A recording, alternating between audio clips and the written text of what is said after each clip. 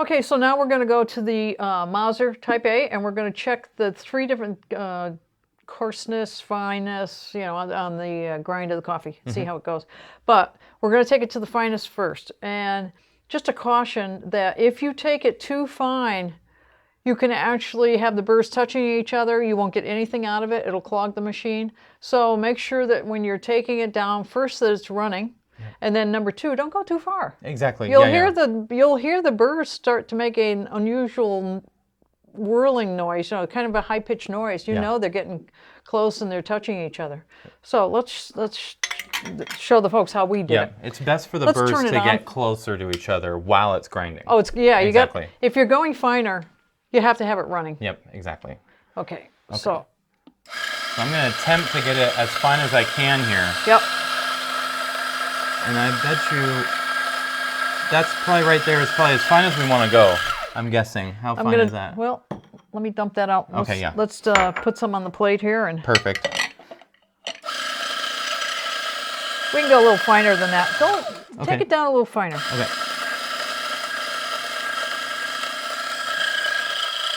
Yeah.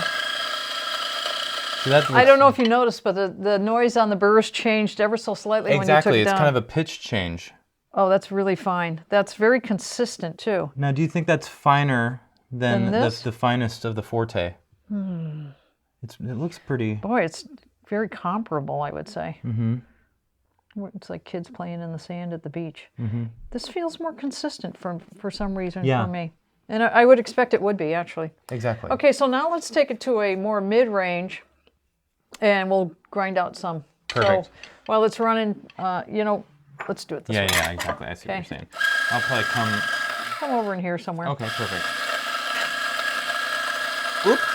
There we go. There you go. Good. Okay, I'm just going to leave that there. And what you can do is, this is getting close to this, which we are going to do.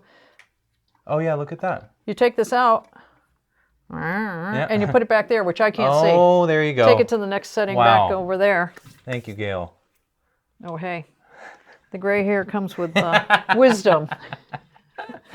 Okay. We like to call it wisdom, right? Okay. That, I would say, the same as the Forte would be suitable for a pressurized portafilter. Yeah. It's got a little coarseness to it. And once again, that might be a little more consistent, too. Well, I wouldn't be surprised. I mean, it should be. Yeah. Yeah, it looks good. It is just a tad more consistent. And that's probably the result of less of a range with this machine, don't you think? Yep. Yeah. Let's take it down to the coarsest setting there. Perfect. And then this one, I can kind of just let the brake do the work, right? If we're going to the coarsest? Yep. So here, why don't you go, and then I'll start.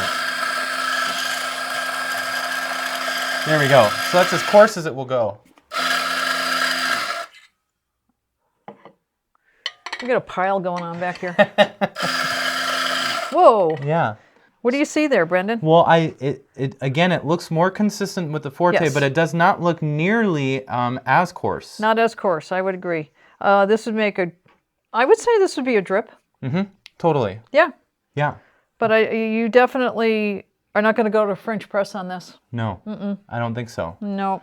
And this is on the edge of French press. This is more consistent, but it's a little finer. Yeah. What are you going to brew with that? Nothing.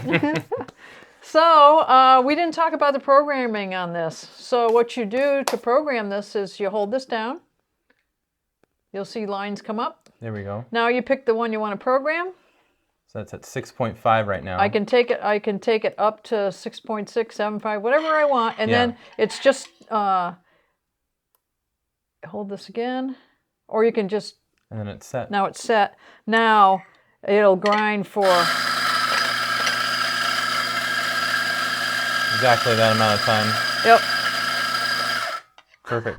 Look at that. Got a lot of. So that's how you set that, and you can do whichever one you want, or you can use the manual setting, which you just hold it on. When you get what you want, take it off. Yeah. So that's pretty much those two machines. Yeah, I think at the end of the day, this is ideal for probably a commercial environment dealing with mostly espresso. Or high-end home. High-end home, exactly. Yep. We have a lot of people that buy these for home. Yeah. And this is maybe a lot less commercial and more for someone at home that's kind of looking at brewing any type of coffee, whether it be espresso or drip at any given time. I would say if you have a pour-over bar, this is perfect for a pour-over bar because you have the weighing option, and that's one of the reasons they made this. They actually use these in bars and such for pour-over. So, pros and cons? It's kind of hard to say pros and cons for me just because, like I said, they're for two completely different environments. I think they both have mostly pros. I mean, I can't think of any cons really. They both are very good machines, well built. I can't think of any. I think a lot of people look at this and just assume it's a no-doser, which it technically is, but you're really controlling the dose with your programmability up top here. Right. This doesn't have the lever on the side. This is just a chute. The coffee comes out of the chute and just goes straight down. Exactly. There's your finger guard so you can't grind up your fingers or chew off your fingernails or whatever. There are different bean hopper sizes for both of these machines as well. You can get a bean hopper extender for the Baratza, I believe. It sits on top of it. Yeah, and then this is just, you have 3 different sizes for this, the short, medium, and tall, that huge one. Oh, you mean the... Yeah, exactly. So, I mean, depending on your scenario, what you're wanting from your grinder will determine which one of these you want. Yeah, I agree. Well, thanks a lot for joining me today, Brendan. Of course, I'm happy to. Always good to see you. You too. Take care. Thanks, Gail.